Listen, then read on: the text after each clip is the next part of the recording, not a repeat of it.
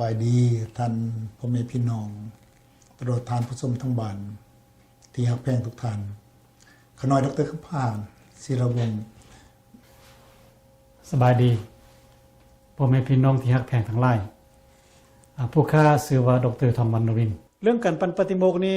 ก็คือบทตายนี่ก็คือบทว่าสูตรปฏิโมกข์กันแหละคล้ายๆคือว่ามันลืมคืนว่าข้อสิ้นของภิกขุนี้มีข้อนั้นก็ข้อปรสึกมีจังซี่ข้อสังกัดเสกมีจังซี่ปัจจิตีมีจังซี่จังซี่นาไล่ไปสิอันนั้นเพิ่นว่าปันปฏิโมกข์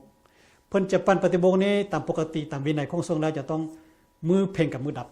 มือเพ่งกับมือนับแสดงว่าทุกๆ15 มื้อเจ้าเดือนนึง2เทื่อเดือนนึง2เทื่อแต่บัดนี้มีความเกี่ยวข้องกันแนวไหนกับเรื่องประเพณีลาว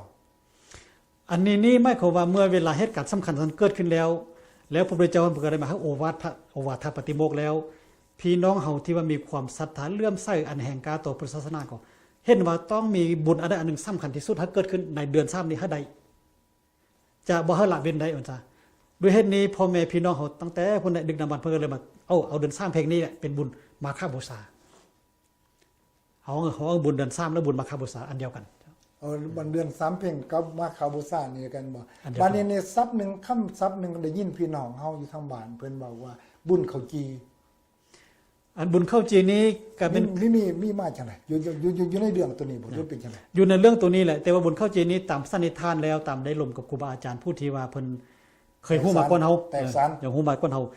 เพิ่นสันนิษฐานว่าในเวลานั้นหมายความว่าเมื่อเวลาครูบาอาจารย์1,250องค์นี้มาประชุมกันโดยบังเอิญนะไทยบ้านก็เลยบ่ทันได้เตรียมเข้าข้องยังไปทานนั้นก่อนมื้อต่อมาปุ๊บเห็นครูบาอาจารย์เป็น1,250องค์พึบขึ้นมาเดียวนะก็เลยตกใจก็เลยบ่จักเส้นก็เลยพากันเฮ็ดข้าวจีไปถวายข้าวจีอยู่เมืองอินเดียนะห้องจัปปติโนญาก็สิฮู้จักกันบ่พอจัปปติครับผู้ค้าเคยไปเมืองอินเดียก็เห็นจัปปติก็คือกับมันเข้าที่ว่าเพิ่นเฮ็ดเป็นแป้งแล้วก็ไปข้างเสาไฟนะเป็นข้างเสาไฟบ้านเฮาคล้ายๆคือข้าวโคบ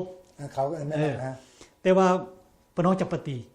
ปานนี้บ้านเฮามันบ่มีจัปปติดอกก็เอ้าซั่นเฮาก็เฮ็ดข้าวจีจังซี่นะตามผู้ค้าเข้าใจกันก่อนพี่น้องว่าเอ้าให้ข้าวจีไปแล้ววันนี้พี่น้องก็ให้ข้าวจีบางคนก็ข้าวจีแล้วก็มาทาไข่ทาปลาแดกโอ้ยไปจีสไฟหอมเลยพวกข้ากินแซ่บเพิ่นน่ะหัวสนั่นนี่แปลว่าอยู่บ้านเฮานี่แปลว่าเมื่อใดอันนี้ข้าวจีนี่กันฮอดเดือน3นี่ต้องได้เฮ็ดบุญข้าวจีนี่เป็นน้ำหนูจักสุกแสนบ่ดับบัดนี้นี่ก่อนถึงที่จะสิหาก้าวเข้าไปนี่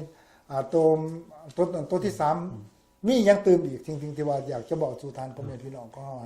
เข้าใจในระยะประเพณีอัน12อันนี้นะฮี12แล้วตัวที่3นี่มีหยังถึงที่ตื่นอันบุญเดือน3นี่ก็เรียกบุญมาฆบูชานี้ผู้ค้าอยากให้พี่น้องวันได้เข้าใจ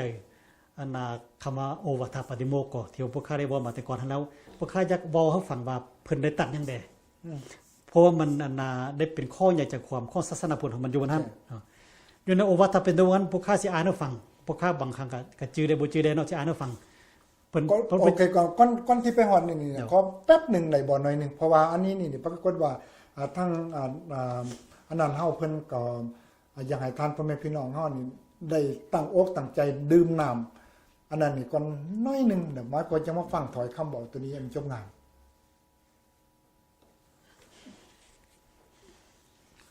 โอเคเหมือนเป็นอากาศของตัวนี้ก็พวกข้าจักคนนี้เนี่ยบัดนี้บ่เอาเลยบัดเลยตัวนี้บ่ได้เข้าถึงนะนี่เดี๋ยวบ่เรียนสิเข้าเรียนนี่นะบางทีให้โอกาสเพิ่นเข้าถึงแม่นโอเคเข้าบ่ตาต้องบ่ได้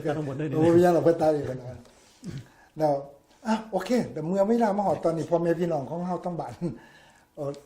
ท่านพ่อแม่พี่น้องทั้งบ้านไปใจดื่มน้ำเย็นรับประทานของหวานอันนี้แล้วเด้อบ้านมาฟังโอวาทถอยค่ำหมายความว่าตับหินบียุ่งหรือวันตับปฏิโมกข์ที่ทานดร.ทองวันเพิ่นจะมาบอกสู่ท่านพ่อแม่พี่น้องของพวกเฮาในโอกาสต่อไปอันนั้นเพื่อเป็นการเสียเวลากรุณาได้เลย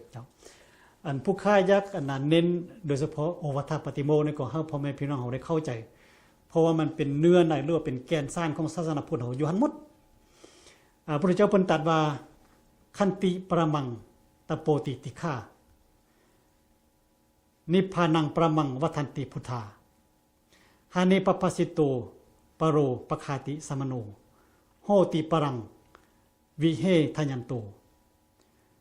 สัพพะปะปัสสะอาการนังกุศลสุปสัมปทา สาจิตตะประโยชน์ปนังเอตังพุทธนาสาสนังอนุปวาโทอนุปคาโตปฏิโมเคจะสร้างวโรมัตตัญญุตาจะพัตตัสมิง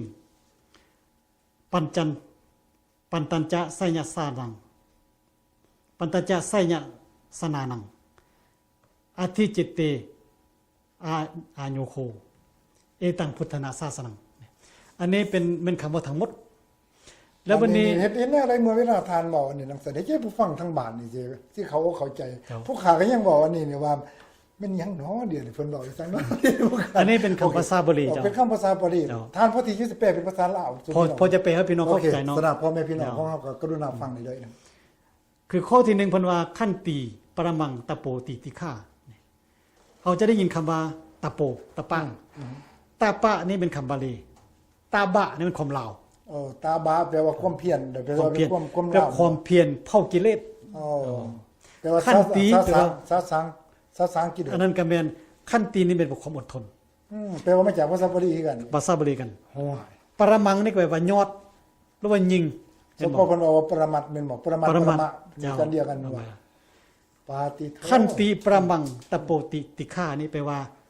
ขันตินั้นเป็นธรรมอันเลิศในการเผากิเลสในการปราบสลากันบ่หมายความว่าความอดทนนะบ่แม่นไฟเผาตัวบ่แม่นขันติหมายความว่าการอดทนนั่นคือทำอันเผากิเลสอดทนมาได้หมายความว่าสิ่งที่เฮาเคยมักมานะเฮาอดบ่มักเฮาเคยกินแซ่บมาอดบ่กินแซ่บจังซี่นะเฮาเคยนอนมื้อนึง8ชั่วโมงบ่นอนมื้อนอนนึง4ชั่วโมงเพื่อเอานะเวลานั้นมาปฏิบัติธรรมจังซี่อันนี้คือความอดทน